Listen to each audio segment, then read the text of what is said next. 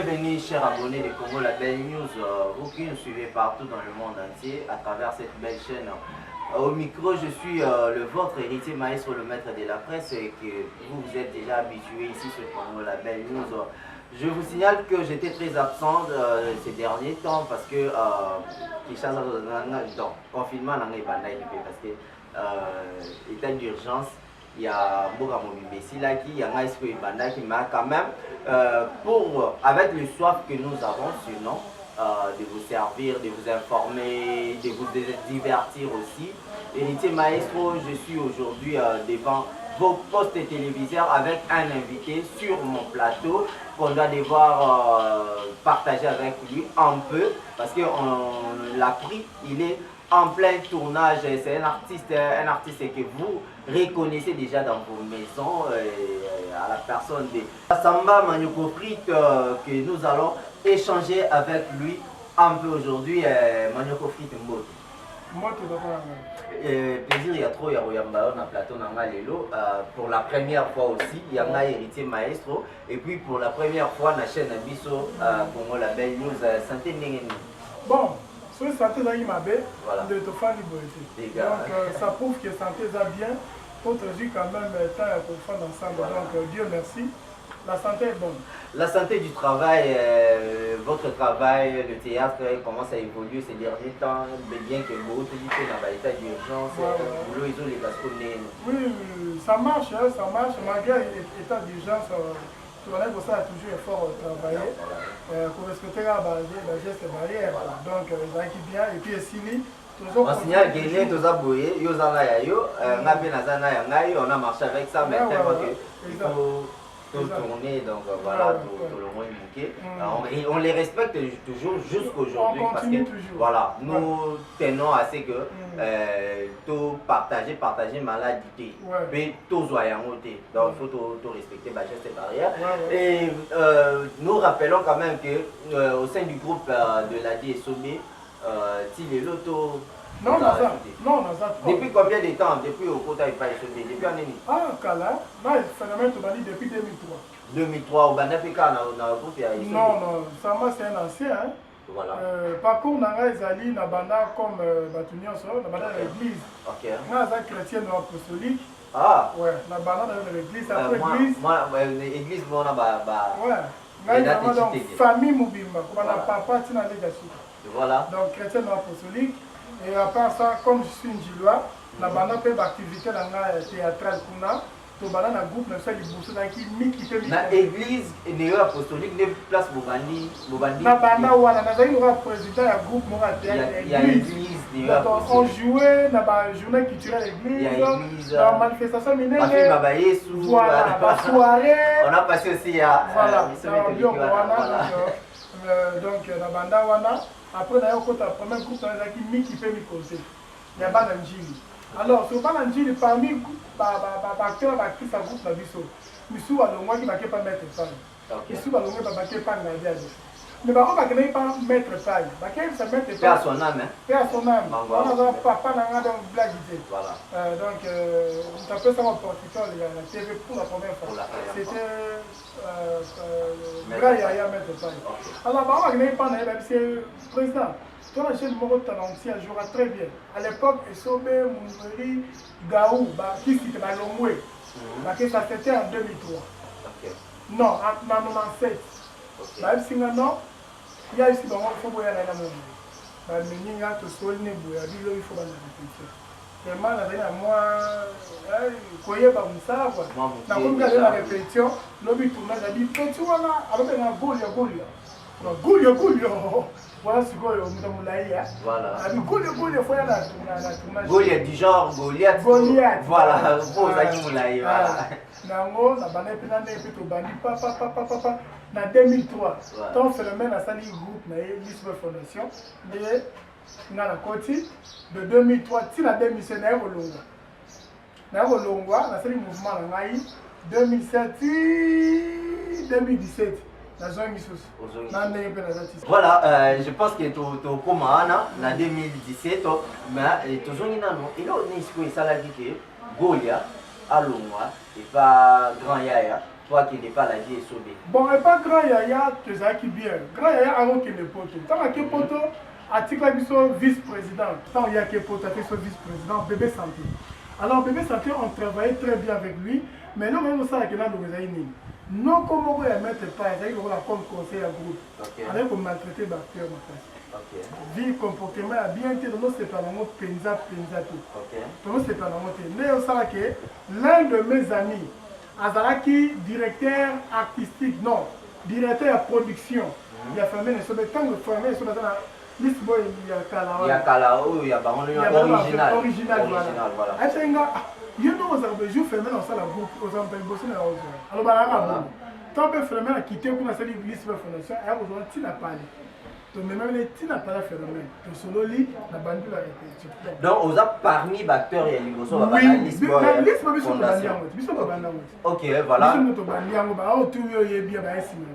Merci beaucoup. Je signale déjà que couple, il y a papa Charlie, na maman Rachel, Bazali Kolanda Biso, maman Rachel Mayumba, Mayumba, na Katia London, na Bazali Kolanda Biso.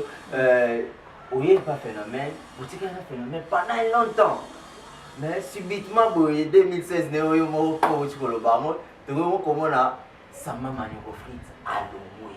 Na ba télé, au Leki, au Lobina l'Omoué, au Salipé groupe. Je me souviens à l'époque, parce qu'il y a une investigation, les informations, on a la salle en gros, na yati na pyramide, place au banaï qu'on répétait, nini, na batteur, na les bélés. Et donc on est là. Bon, moi je suis fier de papa, il y a un caprice. Voilà. Donc Samba c'est un grand nom de la comédie congolaise. Je sais que comment est né à Zabou? Là, il a 23 ans de carrière. Il a travaillé. Il a pas Kala. Mais mon tour a façonné ses fermé les soldats. Alors, on a dit qu'on a fait des 16 ans. J'ai mes relations, comme le fan libre, même capé. Et ça, il a été encadré quelque part. La manière qu'il faut la qu'il y a un moment où tant que la pesque à l'annonce, j'avais une 80aine d'acteurs. Voilà. Bon, et on sait là que, on va pas tout ça dans la vie, moi je suis marié. Si je parlais qui me zaki mon message, c'est ça. Mon minanga, madame Nanga, attends, fanatique, il y a ce voilà. Donc à tout moment, on discutait, il faut zonga. Ba vie de lui, ba koti magamba, ba molukanga, fermé sa benga, yambagate, vie de lui, comme molukanga, ya na tout. C'est que zaki kanda mongo zaki wana. Non, kandate. Là, ils sont bêtes dans le problème. Mais zaki parfois entourage. Zaki kana mongo entourage peut-être ngamoko. Ngam entourage de celui de na ba. Mutute. Na zaki non. Yo mo mi mo ide ko mi leader. Ngamoko, ngam fermé tout le problème. Yo di avec si pour à du matin na sai bon. Alors, normalement, il y a un téléphone, il y a un téléphone, il y a une vidéo, il y a une conclusion de Fandi, mais quand même, là c'est rabaissé, il faut parler. Ozongi parler, bananion surtout, il y a beaucoup de temps sur la website, il y a coco mort à boire à coco. Oh, tu es capable de travailler, mais. Chose grave dans le bas bongo mais Missou va kenna va couper Missou attends mon côté mais là va évoluer président a décevoir ba qui est côté décevoir comme tu non c'est ça art on a ça la qu'on appelle art on peut ça art donc Nzambe m'dai ba revenir un système de jeu au yo za la nango système de jeu wana au to yaki ko découvrir n'importe moment où il brille là qui fort il y a manioko frite au sauter tout ça. Inspiration à niveau de bon, moi je dis ça, dans la société. Mais après avoir répondu à la question, mon inspiration, moi, fanatique et digne il y avait trop. Je me rappelle quand j'étais encore petit, j'avais 10 à 11 ans à l'époque. Alors, la casse de maman, il dit, Kana! Quand les amis catchent vraiment samedi, en direct, on fait parler de la quand je suis là, et bingo, et donc il défouetté, alors que nous avons les soins à côté, de tête. Au moins, nous avons donc un gars qui a sauté, on dirait à quoi à quoi. Ok. Moi, le voilà, ma zoango. Yeah. Alors, en tant que Mbiaka Manéofrit, l'homme qui a vu la naissance de sa grand-mère, l'homme qui a traversé la mer Rouge avant Moïse, l'artiste le plus religieux, l'homme qui a mangé des sacs de piment sans faire. Maintenant, je l'ai rabattu, qui a habité. Sinon, c'est le loco, mon bouillé. Il faut bête le loco. Ok. À l'époque, je jouais comme un patron. On avait patron, on avait joué responsable. Même ta façon, qui Mbiaka Manéofrit, c'est sauvé. Abi Samba, il faut ta ramine vega. Il faut ta ramine Gianni. Il faut ta ramine Kaba Mamasati. Il faut ta ramine Kokodioko. Au moins, il travaille, il y a bateau la tangelio. Il y a un peu de ça, c'est ça. Il y a du ça.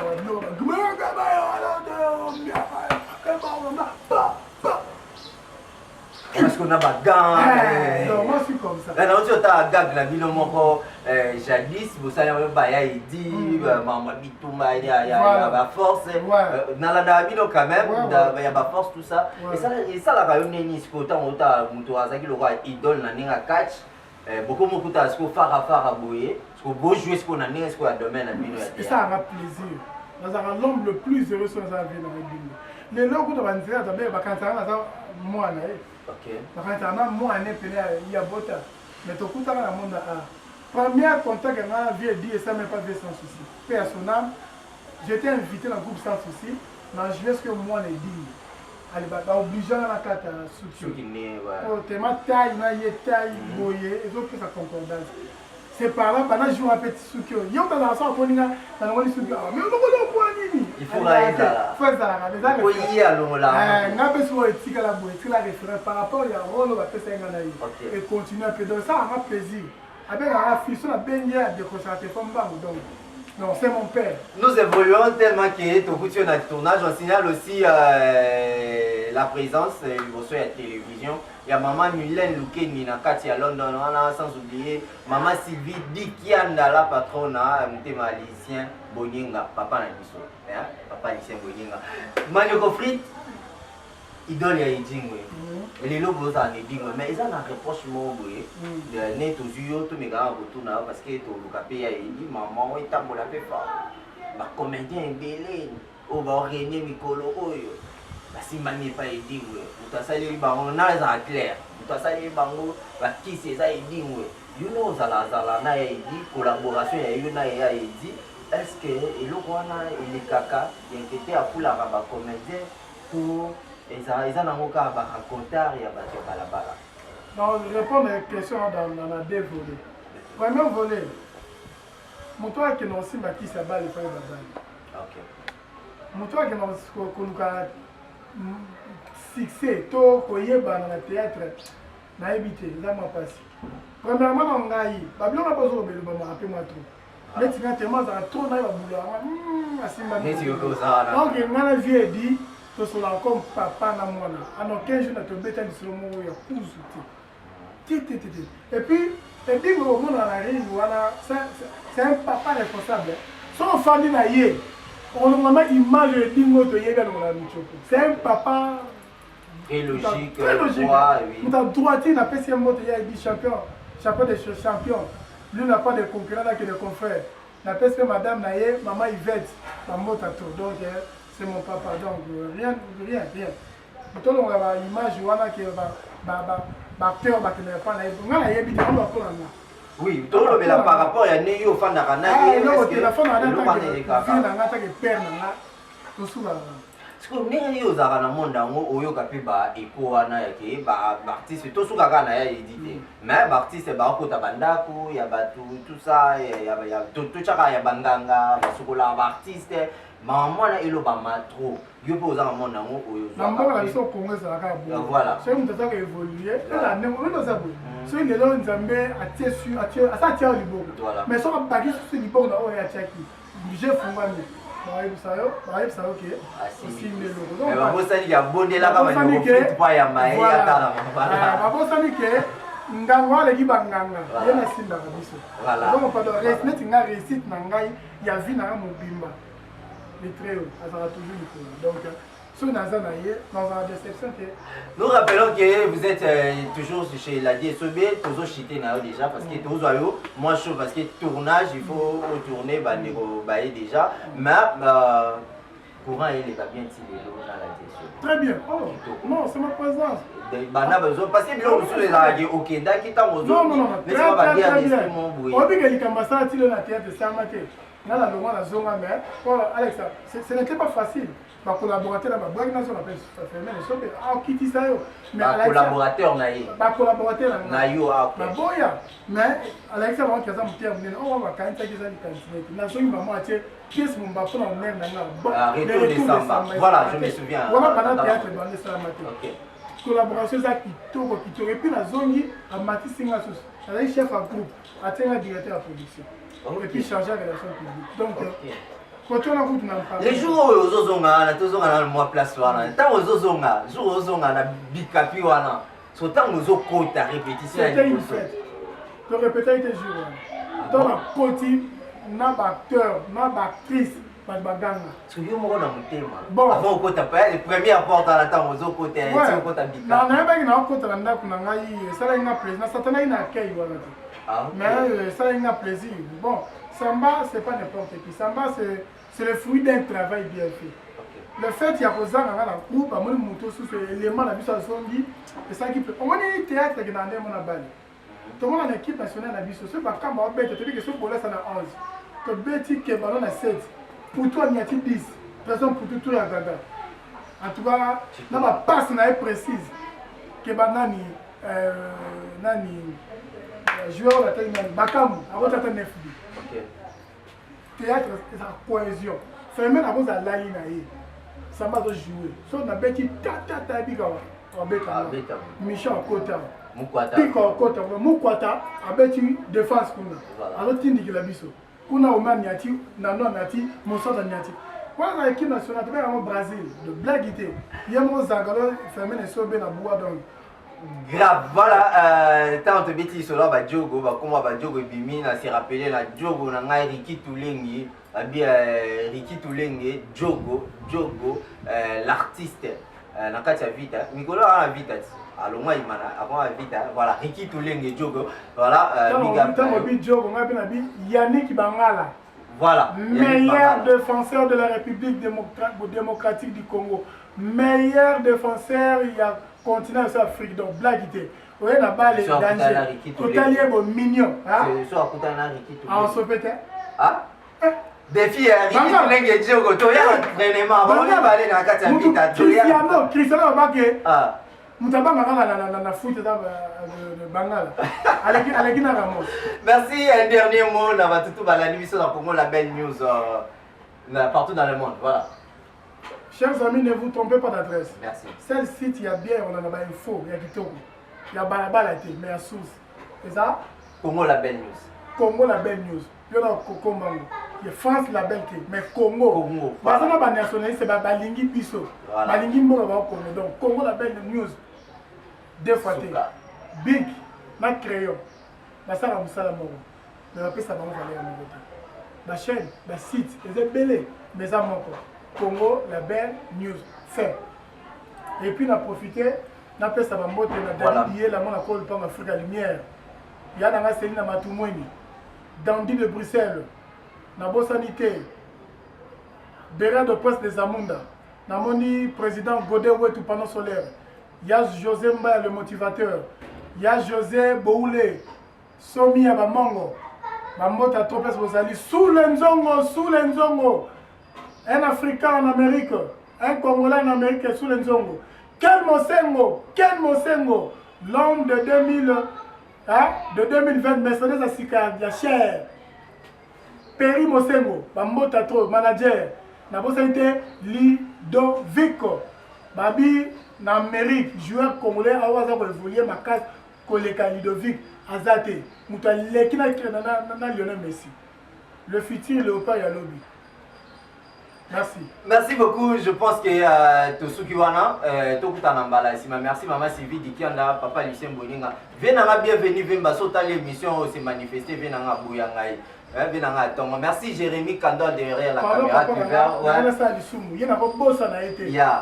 Sisabidimbu, l'ennemi de la pauvreté. Yamaki Mayoya, Mobala Majanet, Mama Passa, Adeline Mbelo, Batikabim. Merci beaucoup, retrouvons-nous prochainement. Bye.